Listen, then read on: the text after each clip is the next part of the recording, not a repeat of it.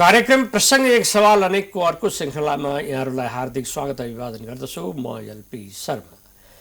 दर्शकवृन्द, कोरोनाको दोस्रो लहर देशव्यापी रूपमा बढी आक्रामक देखिन थालेपछि र दिनकै 5-7 हजारमा सङ्क्रमण र 30-35 को सङ्ख्यामा मृत्यु हुन थालेपछि सरकारले धेरै जिल्लाहरूमा निषेधाज्ञा लागू गरेको छ र यात्रुहरूको लागि 2 दिनको समय दिएर सडक मार्गबाट आफ्नो गन्तव्यमा जानको लागि समय पनि दिइयो। तर माथि अन्तर्राष्ट्रिय र राष्ट्रिय उडानहरू र हवाई मार्ग प्रयोग गर्नेहरूका लागि चाहिँ यथावत रूपमा राखी छाडिएको अवस्था हो। आज यसै सम्बन्धमा कुराकानी गर्नका लागि र हवाई मार्गलाई प्रयोग गरी गन्तव्यमा पुग्ने यात्रुहरूको सुरक्षा र सावधानीको स्थिति के छ, कस्तो छ र कुन रूपमा उहाँहरूलाई हामीले परिचालन गरिराखेका छौँ, यसै सम्बन्धमा कुराकानी गर्न अन्तर्संवादको लागि आज हाम्रा सामूहिक विशेष अतिथि हुनुहुन्छ प्रताप बाबु तिवारी। आज हामी यसै विषयलाई केन्द्रमा राखेर केही क्षण अन्तर्संवाद सञ्चालन गर्नेछौँ। अब विलम्ब नगरी म उहाँलाई यस कार्यक्रममा हार्दिक स्वागत गर्छु। स्वागत छ सर यस कार्यक्रममा। हजुर, धन्यवाद सर। मैले आफ्नो ओपनिङमा पनि एउटा कुरा बताइसकेँ त कोरोनाको एकदम यो आक्रामक ढङ्गले विस्तार भएको र व्यापकता लिँदै गरेको अवस्थामा लकडाउन पनि इम्पोज गरियो। हजुर, उतापट्टि हवाई मार्गलाई प्रयोग गर्ने यात्रुहरू चाहिँ निर्बाध रूपमा चाहिँ आवागमन भइराखेको छ। निकै ठुलो भिड एयरपोर्टमा देखिन्छ। सरहरूले सेफ्टी सेक्युरिटी मेजर्सलाई कसरी लिइराख्नु भएको छ र कसरी म्यानेज गरिराख्नु भएको छ? यो पछिल्लो समयमा अन्तर्राष्ट्रिय उडानमा पनि केही उत्साहप्रद थोरै केही उडानमा चाहिँ अलिकति बढोत्तरी भएको चाहिँ केही देखिएको थियो। डोमेस्टिकमा त एकदमै राम्रो, यो प्री कोभिड स्टेजकै अवस्थामा हामी पुगिसकेका थियौँ। हो, त्यो एकदम हाम्रो पर्यटन क्षेत्रको लागि पनि एउटा उत्साहप्रद एउटा बनेको चाहिँ थियो। र पछिल्लो समयमा यो न्यू भेरिएन्टको कारणले गर्दाखेरि सङ्क्रमण एकदम फैलिँदै गयो। त्यसले गर्दाखेरि हामीले थप सावधानीका उपायहरू पनि हामीले अवलम्बन गर्दै जानुपर्ने अवस्था पनि आयो। बिचमा हामीले झन्डै बिर्सिसकेका पनि थियौँ। बिर्सिया भन्नाले अब टोटली त्यस्तो चाहिँ होइन, तैपनि अलिकति अलि खुकुलै थियो। र यो बढ्दै जाने सङ्क्रमण बढ्दै जाने क्रममा हामीले सावधानी अपनाउँदै गयौँ। अब यही नै हो, नेपाल सरकारले तोकेका स्वास्थ्य सम्बन्धी मापदण्ड एउटा थियो छ। दोस्रो, हाम्रो त्रिभुवन अन्तर्राष्ट्रिय विमानस्थलकै कोभिड-19 सम्बन्धी क्राइसिस म्यानेजमेन्ट प्लान छ। त्यो अन्तर्राष्ट्रिय नागरिक उड्डयन सङ्गठनकै आइकाओकै बेसमा हामीले तयार गरेको हो। त्यो एउटा छ। र अर्को, एयरलाइन्सहरूको आफ्नो स्ट्यान्डर्ड त्यो कार्यविधि भनौँ एसओपी पनि छ। त्यसैले सुरक्षाका मापदण्डहरू अब हामीले सबै लेभलमा हामीले चाहिँ त्यो चाहिँ अपनाएका चाहिँ छौँ। एउटा त्यो डकुमेन्ट फलो गर्ने कुरा। दोस्रो, एउटा सूचनाका कुराहरूमा पनि हामीले पत्रपत्रिका मार्फत पनि हामीले सूचना दिएका छौँ। साइनेजहरू डिस्प्ले गरेर पनि हामीले चाहिँ त्यो सूचना दिएका छौँ आउने यात्रुहरूको लागि। त्यस्तै हामीले अनाउन्स गरेर पनि फिजिकल डिस्टेन्स मेन्टेन गरिदिनुहोस्, मास्क अनिवार्य लगाइदिनुहोस्, सेनिटाइजर प्रयोग गरिदिनुहोस्, यस्तो खालको चाहिँ पटक पटक हामीले चाहिँ त्यो सूचना अनाउन्सको सिस्टम पनि एयरपोर्टमा हामीले गरेका छौँ। त्यही नै हो अहिले चाहिँ हामीले गरिरहेकै कुराहरू। अहिले सर अब त्रिभुवन अन्तर्राष्ट्रिय विमानस्थलमा मतलब त्यो डोमेस्टिक र इन्टरनेसनल प्यासेन्जर्सहरूले चाहिँ नि कस्ता प्यासेन्जरहरूले चाहिँ नि ट्राभल गर्न पाउने के छ? डोमेस्टिकमा त खासै केही छैन के अरे, इन्टरनेसनलमा के कस्तो छ?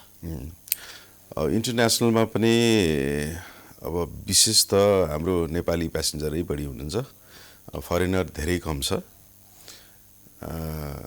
र केही इन्डियन प्यासेन्जरहरू पछिल्लो समयमा इन्डियन प्यासेन्जरहरू पनि बढेको थियो।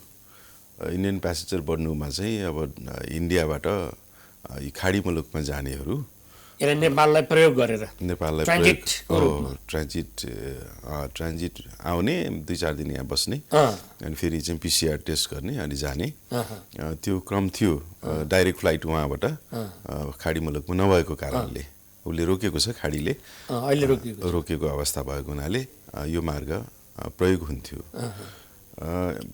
अन्य टुरिस्टहरू चाहिँ एकदम नगर्ने थिए उहाँहरूलाई अब ट्राभल अब प्रत्येक देशको आफ्नो एडभाइजरी पनि हुन्छ अब अहिले त्यति ऊ पनि छैन फेभरेबल वातावरण पनि छैन त्यसैले धेरै कम छ डोमेस्टिकमा पनि त्यही नै हो विदेशबाट आउने प्यासेन्जरहरू भए र हाम्रै नेपाली प्यासेन्जरै अलमोस्ट त्यही नै हो डोमेस्टिक प्यासेन्जरहरूलाई त हामीले पिसिआर रिपोर्टहरू को त सो गर्नुपर्ने त आवश्यकता छैन तर इन्टरनेसनल प्यासेन्जर्सहरूलाई 72 घण्टाको पिसिआर रिपोर्ट अनि डिस्टेन्सिङ र मास्क लगायतका अरू यही प्रावधानहरू हो कि के छ हो त्यही नै हो स्वास्थ्य सम्बन्धी मापदण्ड त्यही नै हो पिसिआरको हकमा 72 घण्टा गनाएको हुनुपर्छ अस्तिदेखि चाहिँ फेरि कतार एयरवेजले आफ्नो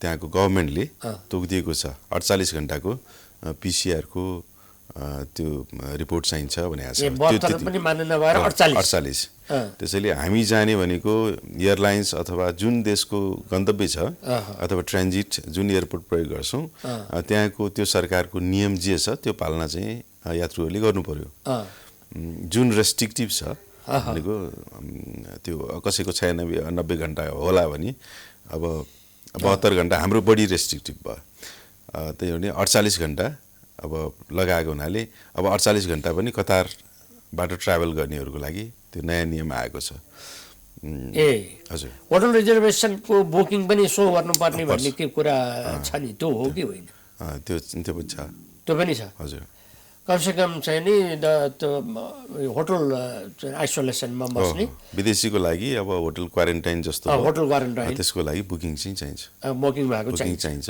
सिसिएमसीको हाम्रो फर्म छ त्यो फर्म डाउनलोड गरेर अथवा चाहिँ त्यो भरेर त्यो पेश गर्नुपर्छ तर डोमेस्टिक प्यासेन्जरहरूलाई त खासै त्यस्तो केही छैन त्यो छैन मास्क लगाउने डिस्टेन्समा बस्ने हो त्यो छ तर डोमेस्टिक प्यासेन्जरले पनि सिसिएमसीको फर्म चाहिँ भर्नुपर्छ जुन चाहिँ हेल्थको डिक्लेरेसन फर्म हो मसँग त्यस्तो खालको चाहिँ रोग छैन भनेर चाहिँ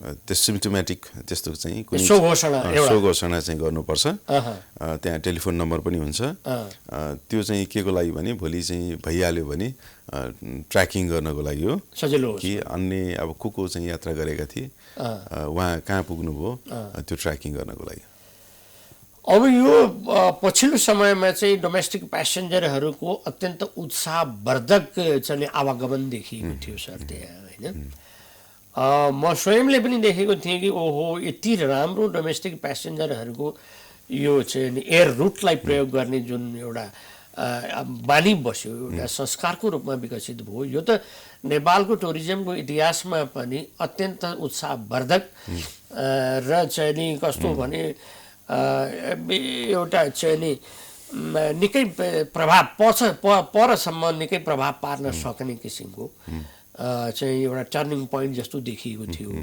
त्यो के कारणले एयर पेसेन्जर डोमेस्टिक एयर पेसेन्जरहरूको बढोत्तरी भएको हो यस्तो छ अब यातायातको विभिन्न मोडहरूमा विभिन्न माध्यमहरू मध्येमा हवाई यातायात अब नम्बर 1 सबैभन्दा सुरक्षित मानिन्छ दोस्रो कम्फर्टेबल पनि भयो छिटो पुगिने भयो त्यो कारणले नै हो यसको चाहिँ दिन प्रतिदिन यसको डिमान्ड पनि बढ्दो छ र पछिल्ला समयमा हाम्रा एयरलाइन्सको फ्लाइटहरू पनि बढ्दै गयो सङ्ख्या बढ्दै गए कम्पिटिसन बढ्दै गयो एयरफेयर सस्तो हुँदै पनि गयो होइन त्यो पनि एउटा कारण छ यसले गर्दाखेरि युजरहरू बढ्दै गए विगतको अब प्री कोभिडको टाइमको हामीले चाहिँ ट्राफिक हेर्ने हो भने प्यासेन्जरको मुभमेन्ट हेर्ने हो भने विदेशी र नेपाली गरेर जति यात्रु थिए अहिले त नेपालीले त्यो नागिसक्यो नेपालीले धेरै नागिसक्यो क्रस गरिसक्यो। अस्ति हजुरको 15 गते जब चाहिँ नेपाल सरकारले निषेधाज्ञा लागू गर्यो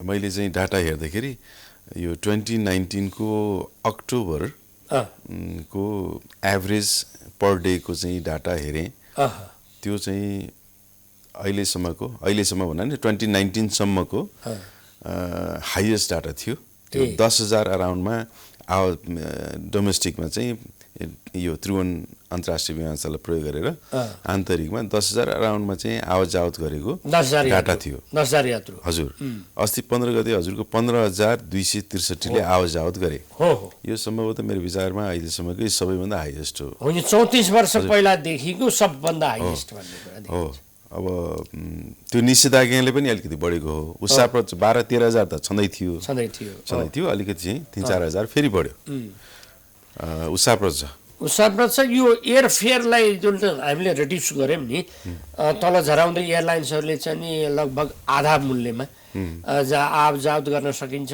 भन्ने कुरा एयरफेयर ल्याएपछि यसका कारणबाट पनि यो चाहिँ नि एयर रुट प्रयोग गर्नेहरूको सङ्ख्या बढेको मान्न सकिन्छ कि सकिँदैन एयरफेयर चाहिँ यस्तो छ हजुरको नेपाल सरकारले ब्यान्ड तोकिदिएको छ लोएस्ट देखि यतिसम्मको चाहिँ फेयरको बिचमा उहाँहरूले तोक्न सक्नुहुन्छ फ्लेक्सिबिलिटी फ्लेक्सिबिलिटी छ एउटा त्यो छ अनि फेरि डिमान्ड बेस पनि भयो अलिकति डिमान्ड कम भयो बेला उहाँले सस्तो फेयर छोड्नुहुन्छ डिमान्ड हाई भयो भने उयो इकोनोमीको प्रिन्सिपलै हो इकोनोमिक्सको त्यसरी चाहिँ उहाँले चाहिँ छोड्नुहुन्छ र यो कोभिडको टाइममा चाहिँ अन्य यात्रुहरू पनि नभएको र हाम्रो चाहिँ उडानका सङ्ख्या पनि धेरै भएको कारणले गर्दा धेरैले राहत पाउनुभयो हामी 1500 सम्म पोखरा उडानको टिकट पनि हामीले चाहिँ पायौँ 1500 अब टुरिस्टको एउटा चाहिँ बसमा 1000 मा पाउँदैन 1500 मा पनि उड्न पाउने त्यो अवसर चाहिँ मिल्यो यात्रुहरूको लागि त्यसले पनि चाहिँ बढेको छ डोमेस्टिक एयरलाइन्सहरूले अल टुगेदर दिनमा कतिवटा फ्लाइटसम्म गरेको रेकर्ड छ 300 हजुर अल टुगेदर हजुर कुनै एउटा सिंगल एयरलाइन्सले पनि 100 फ्लाइट गर्न सकेको छ 100 त पुगेको छैन होला यस्तो छ अब अस्तिकै डाटा हेर्ने हो भने सबभन्दा बढी चाहिँ फ्लाइट गर्ने सिंगल एयरलाइन्स बुद्ध एयरले 70 फ्लाइट गर्यो 70 भनेको 70 दुना 140 140 त बुद्ध एयर आफ्नै मात्रै थियो हजुर अनि अहिलेको सबैभन्दा बढी चाहिँ प्यासेन्जर क्यारी गर्ने बुद्धमा आउँछ एक नम्बरमा दोस्रोमा यति आउँछ तेस्रोमा श्री आउँछ अरु त्यसपछि इन्टरनेसनल फ्लाइट चाहिँ कतिवटासम्म भएको छ हाम्रो अहिले त्यस्तै 20 अराउन्डमा 20 उडान 20 अवतरण हिजो थियो तर आज अलिक कम छ एभरेजमा भने कहिले 25 सम्म पनि पुग्छ हैन आज 16 छ हैन कुनै दिन अलि बढी हुन्छ त्यो शेड्युल पनि उहाँहरुको चाहिँ अलि बढी छ चार्टरले पनि कहिले काहीँ चार्टर पनि आउँछन् त्यसले तलमाथि हुन्छ त्यो एभरेजमा 18-20 हो हजुर ठीक छ सर अब एकछिन हामी एक छोटो समय विश्राममा जानेछौँ त्यसपछि अन्तर्संवादको सिलसिलामा पुनः जोडिनेछौँ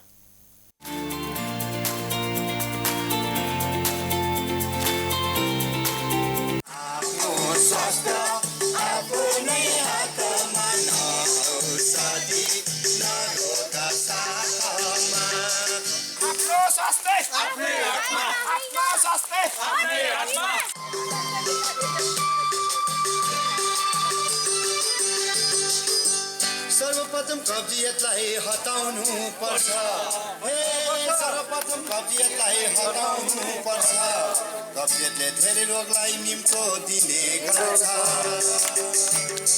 व्यायाम पनि गर्नुपर्छ शरीरले सक्ने गरी व्यायाम पनि गर्नुपर्छ शरीरले सक्ने गरी चपाई चपाई खाना खाऊ निलौ झोलो पानी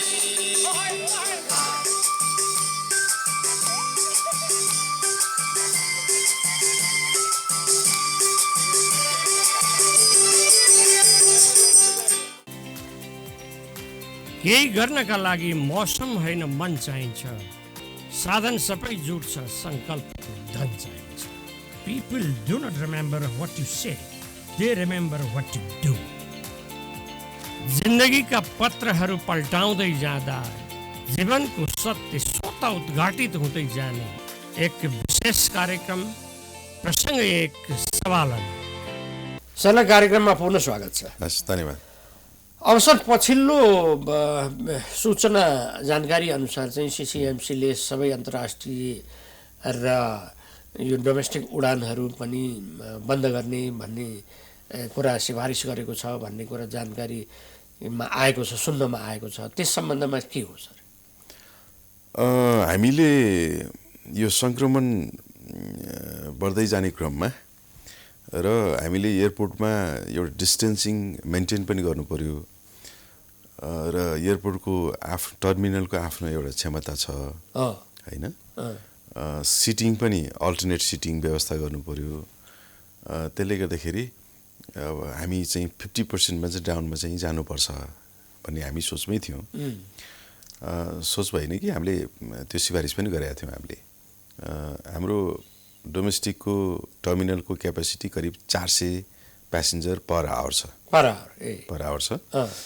अनि अलिकति बढी भएको खण्डमा अथवा चाहिँ वेदरको कारणले त्यहाँ फ्लाइट उडान नहुँदाखेरि त्यहाँ कन्जेसन बढ्ने भयो टर्मिनलमा।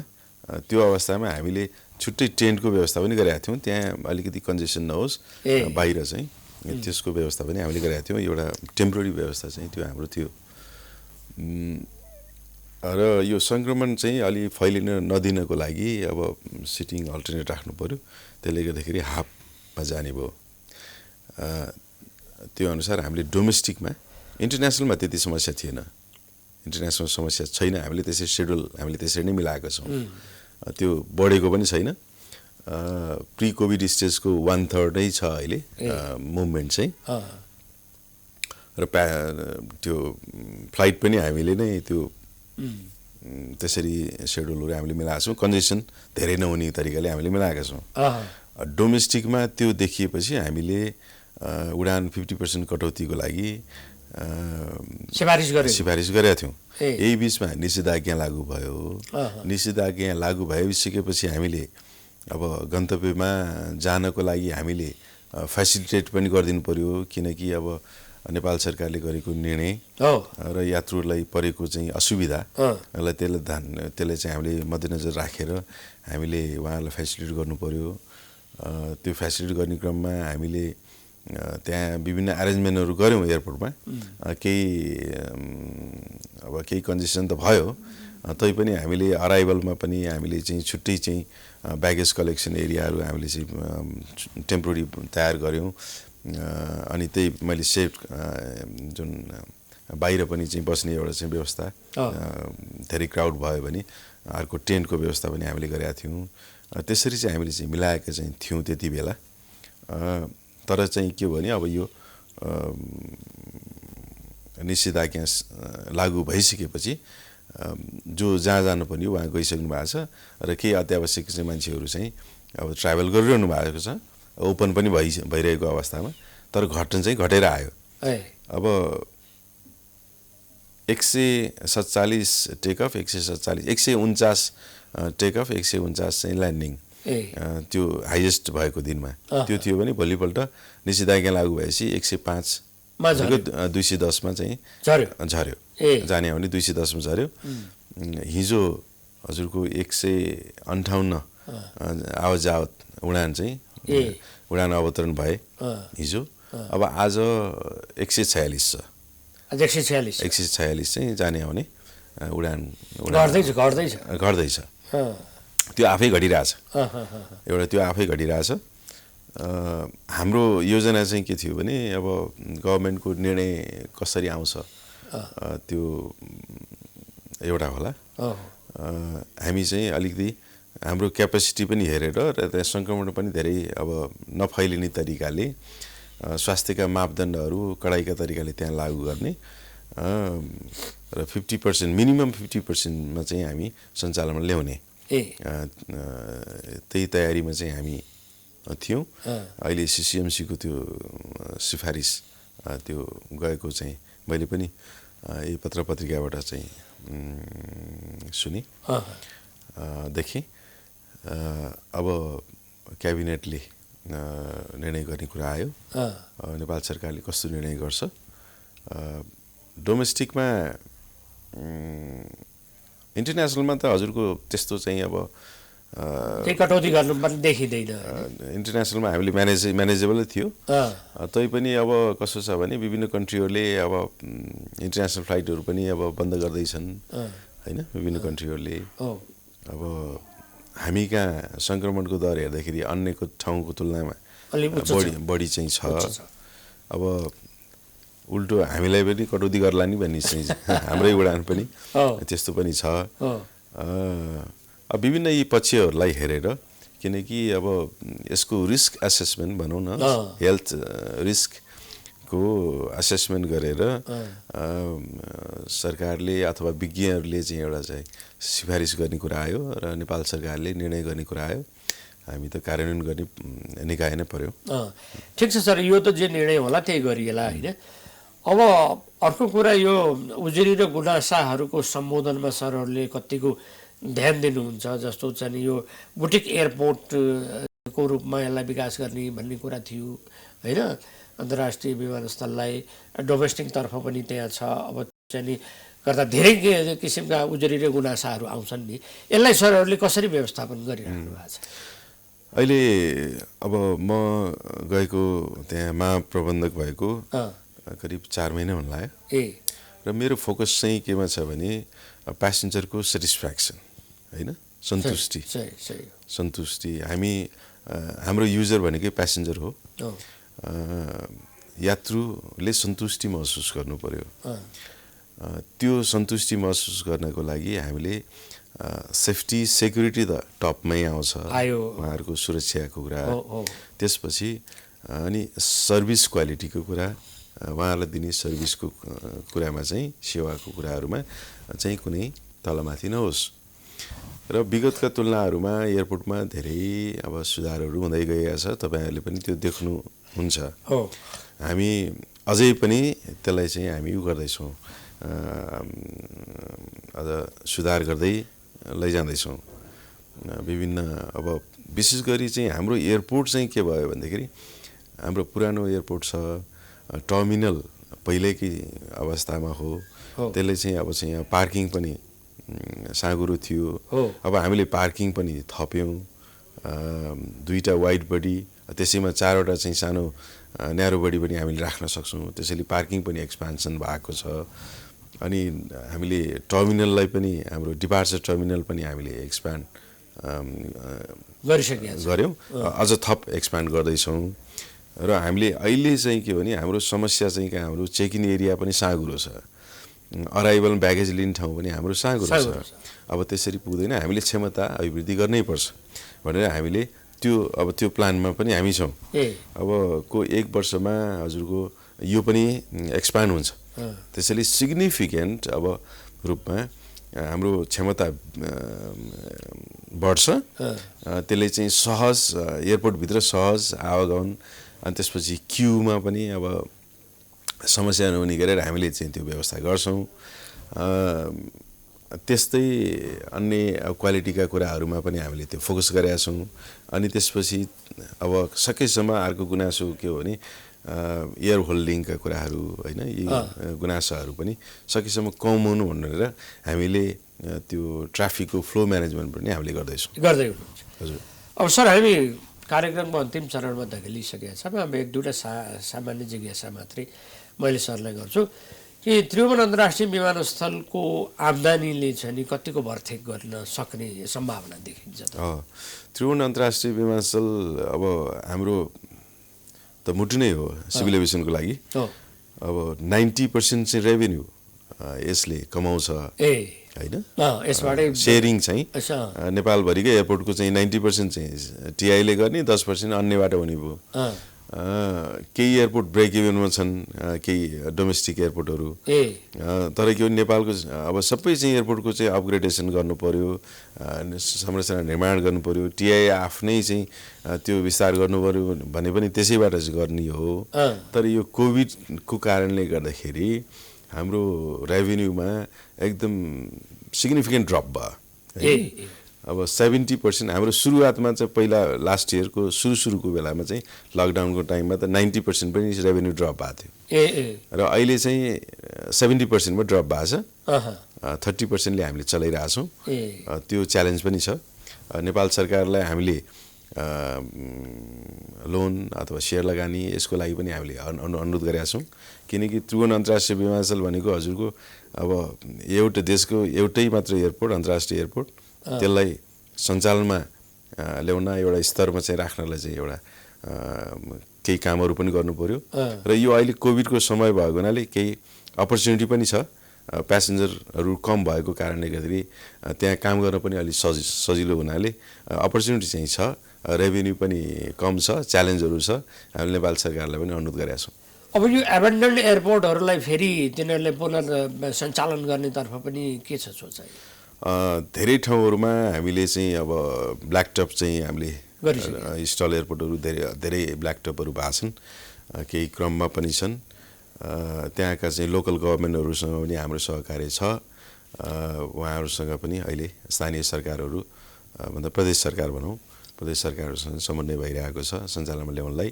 मेन च्यालेन्ज भनेको हजुरको हाम्रो जहाजको सङ्ख्या चाहिँ कम छ, साना जहाजहरूको सङ्ख्या कम छ। ती जहाजहरूको सङ्ख्या कम भयो भने ती सञ्चालनमा ल्याउनलाई त्यति समस्या नहोला जस्तो लाग्छ मलाई।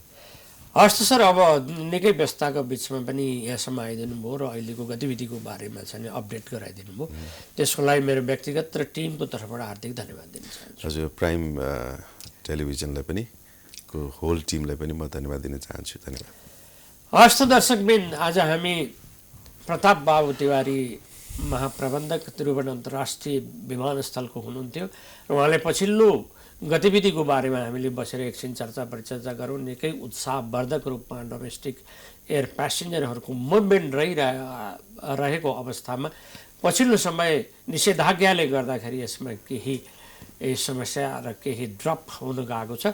तर पनि जे होस्, एयरफेयर लगायत अरू विभिन्न कारणले गर्दा मध्यमवर्गीय र न्यून मध्यमवर्गीय परिवारहरू र यो समूहहरूको चाहिँ यो हवाई उडानलाई प्रयोग गर्ने जुन एउटा बानीको विकास भएको छ, यो बिस्तारै संस्कारमै परिणत भएर जाओस् भन्ने हाम्रो कामना पनि छ र यसै अनुसार अगाडि जाने आशा पनि हामीले व्यक्त गर्दछौँ। अब अर्को श्रृङ्खलामा अर्को व्यक्तिसँग जोडिने बाचा गर्दै आजको यस कार्यक्रमलाई यही बिट मार्न चाहे। हस्त नमस्कार।